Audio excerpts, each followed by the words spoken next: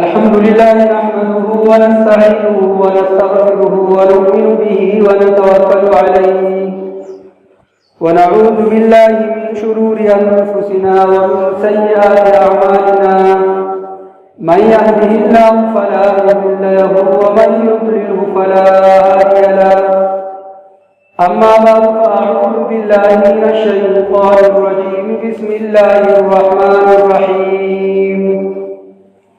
من عمل عملا صالحا من ذكر أو أنثى وهو مؤمن فلنحيينه حياة طيبة ولنجزينهم أجرهم بأحسن ما كانوا يعملون صدق الله العلي العظيم إن الله وملائكته يصلون على النبي يا أيها الذين آمنوا صلوا عليه وسلموا تسليما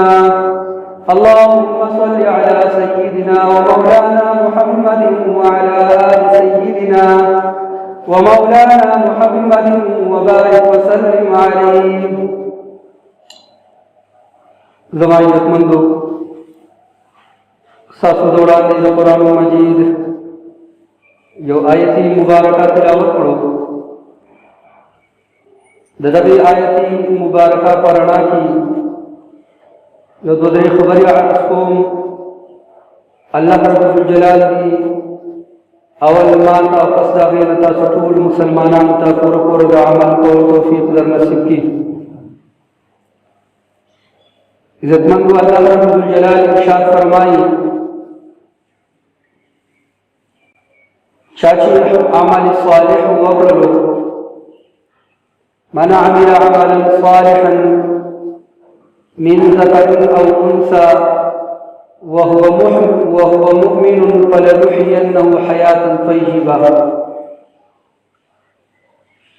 کنارینه دے او کزنانه دا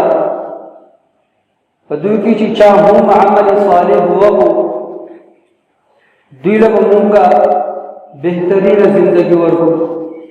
فلنحيينه حياة طيبة مونگ بدویلا بہترین زندگی خیستہ زندگی چیزی آبا ورکو عزت مند اللہ رب الجلال فدی قرآن کی زید ازید عمل صالح بیان کرے والعصر إن الإنسان لفي خسر إلا الذين آمنوا وعملوا الصالحات طول زمانہ پر خسارت دا طول زمانہ پر نقصان دا سوائے دا خلقنا چاچے ایمان اور عمل صالح وقت نو عمل صالح دا دا نجات دا پارا چلے دیر ضرور چیز دے دا ایمان سر عمل صالح چلے دا دیر ضروری چیز دے دا دین بغیر چلے نجات چلے آغنا ملوی لکه دې نه معلومه دا شوله چې یو سړی ډېر عملونه کوي نیک عملونه کوي ښه عملونه کوي خو لیکن د ده سره چې ایمان نشته دی نو د ایمان نه بغیر د انسان یو عمل چې دی هغه الله نه قبله کوي نو یو خو د دې نه دا خبر هم معلومه شو چې د ایمان نه بغیر زما او ستا یو عمل نه قبلېږي د عمل نه قبلېدو دپاره چې کوم شرط هغه ایمان او دویمه خبره دا معلومه شو چې دا ایمان څومره قیمتي څیز دی یعنې ستا عمل به هله قبلېږي چې ستا سره د ایمان دا دولت موجود وي نو که ستا سره د ایمان دولت نه وي نو تو بېشماره ښه کارونه وکړې نه الله نه پرته د دې لنډ مثال یو سړي د الله په لاره کې یو روپۍ خرڅ کړي خو لیکن د ده سره چې دی د ایمان هغه سرټیفیکیټ موجود دی د ایمان هغه دولت موجود دی الله رب الجلال ستا دغه یو روپۍ چې دی قبلوي خو لیکن بل طرف ته د یو کس ایمان نشته هغه ایمان نه دی راوړی نو دې د دغه روپۍ په مقابله کې 1 کروڑ روپۍ خرڅ کړي الله ته د دغه کروڑ کو ضرورت نشته نو د دې نه چې تاسو اندازه ولګوئ چې دا ایمان څومره قیمتي دی ایمان موجود دی یو روپۍ د الله په لارې کې خرچ کړه الله ته چې دی دا په 40 روپو نه چې دی بهتره ایمان نشته دی د الله په لاره باندې چې دی په 40 روپۍ خرچ کړه د الله په نسبت باندې د دې د روپۍ څه چې د هغه اني برابر نه دی قیمت نشته دا د ایمان عزتمند دا دومره طاقت دی دا دومره قیمتي څیز چې دا الله رب الجلال موتا ته رانصیب کړی دی د دې لپاره موتا چې دی نو سب مهنت نه کړي بس د مور بغیره کې چې پراته د مور بغیره چې دغه شو د مور بغیره کې چې ایمان دولت موتا ته رانصیب شوی د دې قدر پکار دی په دې باندې چې شکریا ادا کول پکار دی په نور نعمتونو سره سره د ایمان دا دولت خپل مخې ته دی په دې باندې شکریا ادا کول پکار دی یا الله سلام لاک شکر دی تا مونږ مسلمانان پیدا کړ که خدای نه کا بالفرض مونږ د یو کافر په کور کې پیدا شوی څومره خطرناک خبره وه الله رب الجلال موتاد چې د ایمان چې هغه دولت را نصیب کړل نو د دې خبرې مقصد دا دی چې عمل صالح الله فرمایي کنارینه یو کا زنانه ده هغه عمل صالح وکړو زو دوی چې دوی له بچی د بهترین ژوندۍ ورکړو زموږ سره ژوندۍ راتنګ ده زمان دا هر جمعه کی تقریبا دا خبر په زبان راته ویل ولې چې نه حالات داسې دي زما استاد زندگی چې هغه راته نشي ده په مسائل کې گرفتار یو خپي او خفګانونه ډېر دي غمونه ډېر دي څوک مالی اعتبار باندې پریشان دي څوک چې دي بیماری چې دي راغلي څوک د دشمنانو پریشان دي څوک د خپل اولاد په اړه پریشان دي عزتمند د ټولو بنیادی سبب هغه عمل صالح دي چې زموږ استاد په ژوندۍ کې عمل صالح نشته نیک عمل نشته یو بزرګ چې دي هغه څوک تاسو کوي چې ما د انسان د بدبختۍ علامت راته وخیا یو دا د دې بزرګ رسول ته کوڅ کړو بل یو روایت کوم پیغمبر علی السلام نه حضرت انس رضی الله تعالی عنہ د انسان د بدبختی د علامات ته کوڅ کړو هغه بزرګ هغه خپل شاګرد ته فرمایي چې د انسان د بدبختی په علامات کې یو علامت دا دی چې الله رب الجلال د علم ورکړي خو لیکن دې عمل نه علم ورکړي خو لیکن دې عمل نه کوي دا ټول نه غټ بدبخت انسان دی تاسو با دا خبره چرته دا اکثر علماء تاسو وره یا موږ چرته پر خپل بیانات کې یا په دروس کې چې بیان نو زموږ استاد ذهن عام طور باندې کله چې موږ دا وایو چې د ټول نه بدبخت انسان هغه دی چې الله ولا علم ورکړي دې عمل نه کوي زموږ استاد ذهن داري علماء تراشي چیرې بس په دې رغه کې خو چې نو دغه عالمان دي موږ خو ته سیټ نه عزت مند موږ هم په خپل دیوان عالمان خو فرق سره عالم له خدای ډېر علم ورکړي هغه نه بل هغه ډېر علم مطابق او تعالی چې لږ علم کنه تاسو ته تاسو کومه نه هر سړي دا پیژني چې دا کار خله او دا بد دي خو هر چا ته علم دی یره د پلانې چې کوم کار کوي دا کوي او د پلانې چې کوم کار کوي دا بد کوي نو په دې معاملې کې موږ هم علم یو سړی غلا کوي موتا ته هر چا راکړه چاو دا غلط کار یو سړی زنا کوي په دې کې چې دا علم ضرورت نشته په دې مسله کې تهم علم یو سړی چا غیبت کوي تا د پدې چې دا ګناه ده یو سړی چا سره حسد ساتي تا د پدې چې دا ګناه نو عالم چې دی الله هغه ډېر علم ورکړي او کوم عام عوام چې کوم دي هغه په خپل ځای باندې پس ځینې خبرو باندې سره عالمان نو هغه بزرګ خپل شاګرد ته وایي د ټولو نه بدبخت انسان هغه دی چې الله رب الجلال ولې چې علم ورکړي خو لیکن عمل پاګې باندې نه کوي وس کما الله ډېر علم راکړي او زه دا ډېر علم باندې عمل نه کوم نعوذ بالله زوم باندې وعید کړم کتا ته الله لږ علم درکړي تاسو د کمی مسلې علم د تو باغی عمل نه کوي باندې کی تاسو چې دی راځي او درې نمبر هغه بدبخت انسان دی چې علم ولا الله ورکړل دغه عمل په هم کوي خو لیکن هغه عمل کې چې د اخلاص نه پیدا وسلکه په موت باندې د جمعې مونږ فرض دی ما ته د دې خبرې پته ده هاو زه مسلمان یم په هفته کې یو ورځ راځي چې د جمعې مبارک ورځ دا مونږ په ما او تا باندې فرض دی او مونږ په هغې حکم په بنا باندې دلته جومات ته نه راغلي یو او د جمعې دا مونږ چې دا به اوس ادا کوو ما او تا ته علم اوس په دې باندې د عمل دپاره دې جومات ته راغلي یو خو لیکن که بالفرض د دغه عمل د ادا کولو کې زما او ستا په زړه کې اخلاص نه الله هغه بزرګ فرمایي خپل شاګرد ته چې دا هم بدبخته انسان دی چې ګوره ما تا د علم ولګېدو بیا د هغې د عمل دپاره دلته د جومات ته رالو خو لیکن زه د جومات ته د مانځه دپاره رالم الله ته ودرېږم خو لیکن زما په مانځه کې اخلاص نشته دی اخلاص نیت پکې نشته دی زما نیت چې الله خالص دی دې لکه نور مثالونه هم دي مثلا یو سړي باندې زکات چې فرض دی دا د پته دی چې او ما باندې زکات فرض دی دې چې هغه خپل زکات وکړي چې عمل به هم کوي خو لیکن پاره کې اخلاص نشته ریا لپاره ورکړي کوم دې کې ضرورت دی هلته نه ورکړي پر پلاني دې کې ورکوم هلته زکات ورکوم چې دلته مې لګنوم وشي د خلکو د دګلاوي لپاره نو علم ورته هم دی عمل به هم وکړل خو لیکن خرابي به سره چې اخلاص پکې نشته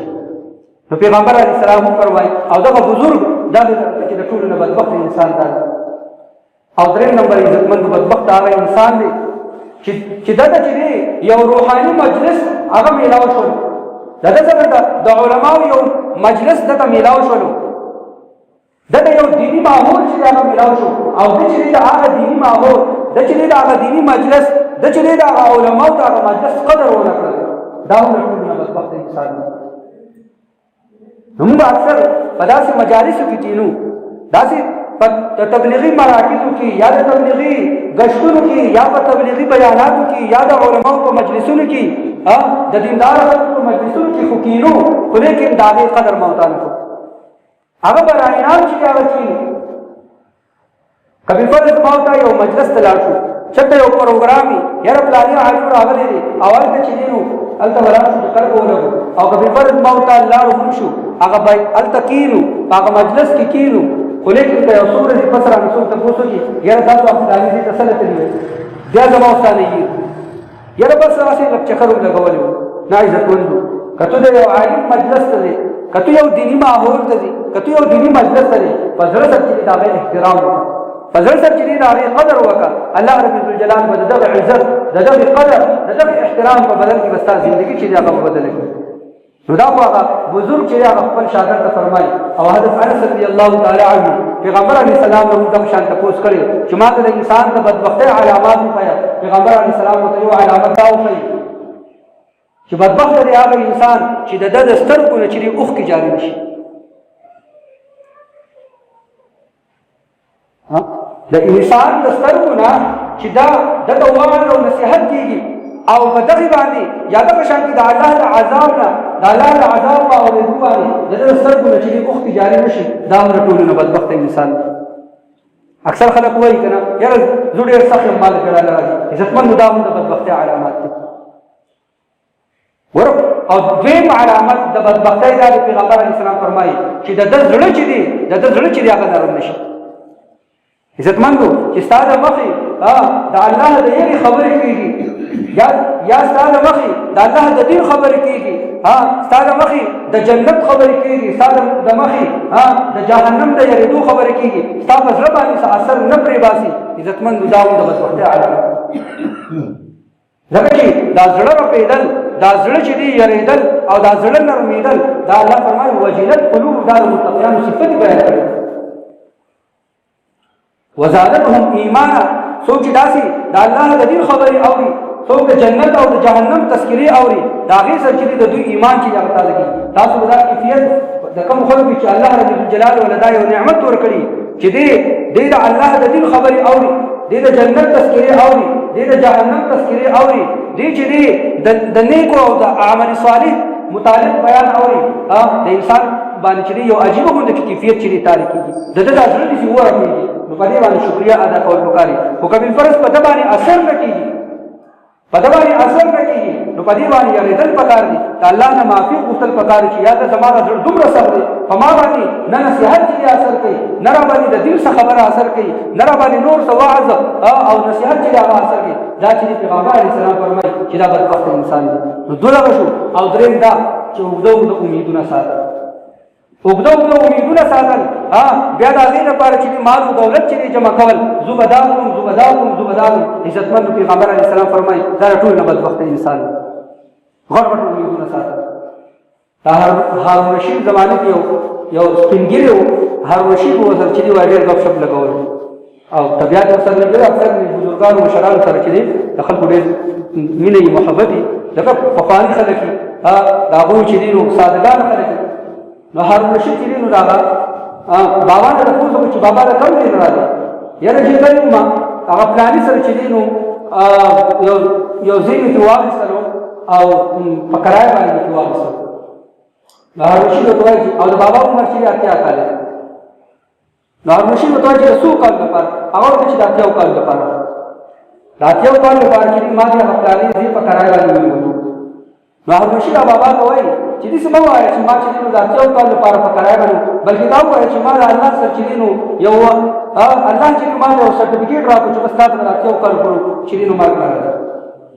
دا به اوږد امیدونه ساتل چې عمر هم 80 کاله او تو چې دی د 80 کالو لپاره یو ځای په کرایه باندې چې د دې خو دا مطلب شو بله چې یاره تا ته د 80 کالو پورې چې دی مرګ نه راځي یاده به شانتي کوم په دې کتابونو کې دا خبره مخکې ما کړې وه چې یو سړي چې دی د 300 کالو لپاره چې دی ځمکه چې په کرایه باندې نیولې وه او بیا هغه سړی راغلی بل یو کس راغلی او چغې وایي چې د نن نه پس چې کوم عملونه کوئ او مرګ نشته دی اسرائیل چې دی نو بس مړ شوی دی او نه راځي بس تاسو خوښه ده چې څه کوئ چا ورته چې ولې ولې دا څه خبرې کوي هغه ورته زما سره دلیل دی چې اسرائیل مړ شوی دی هغه نه راځي او د ستاسو څه دلیل یاره یو هغه پلاني چې د 300 کالو لپاره چې ځمکه په کرایه باندې نیولې نو مطلب دا دی چې اسرائیل مړ شوی زه به خو د 300 کالو لپاره د ځمکه په کرایه ونیولم که دلته چې یقین چې اسرائیل چې مرګ به راځي ستا عمر چې دی نو 80 کاله 80 کاله زیات 100 کاله عمر دی نو د 300 کالو لپاره چې ځمکه په کرایه باندې څنګه ونیوله پر دې نه معلومیږي هم که نه چې یاره اسرائیل مړ دی نو دا قسمه غټ امیدونه چې دی هغه ساتل عزتمند دا هم چې د بدبختۍ علامت دی پیغمبر علیه السلام چې دی داسې یو کیله راغه کړله او د هغې نه بهر چې دی یو بله کیله راغه کړله او دلته په دایرې په منځ کې چې دی یو نشان وکړلو چې دا د انسان مرګ دی او د دې انسان امیدونه د دې دایرې نه چې هغه بهر انسان ته مرګ راشي او امیدونه چې هغه ځاله پاتې شي ګورئ زما استاد دا یقین پکار دی چې الله رب الجلال زما استاد لپاره څه مقرر کړي کومه یو نوړی زما استاد لپاره مقرر وي تر څو پورې چې هغه نوړی ما ته خوړلی نه ما ته به مرګ نه راشي چې کله زما استاد یقین جوړ شي نو بیا به ما ته په هغه لږه باندې چې دی بیا به صبر کوو بیا به ما ته په هغې باندې قناعت کوو بیا به اوږده امیدونه او بیا به د هغې لپاره مال او دولت چې دی هغه جمع کول دا په حقیقت کې عزتمندو زموږ مشران بزرګان وایي چې دا تو چې کم مالونه جمع کړي دا په حقیقت کې تو د خپلو بچو لپاره یو چوکیدار دا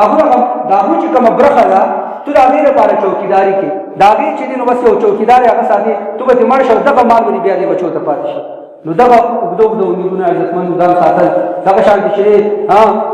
زړه کې چې دی اثر پیدا کېدل دا د الله له طرف نه نعمت د سترګو نه اوښکې بهېدل دا چې دی د الله تعالی چې دی هغه نعمت او که بفرض دا کیفیت زما او ستا نه وي نو په دې باندې یېرېدل پکار دي او د الله نه چې دی دعاګانې چې دی هغه وغوښتل پکار دي الله دې موږ ټول توفیق را نصیب کړي واخر دعوانا الحمدلله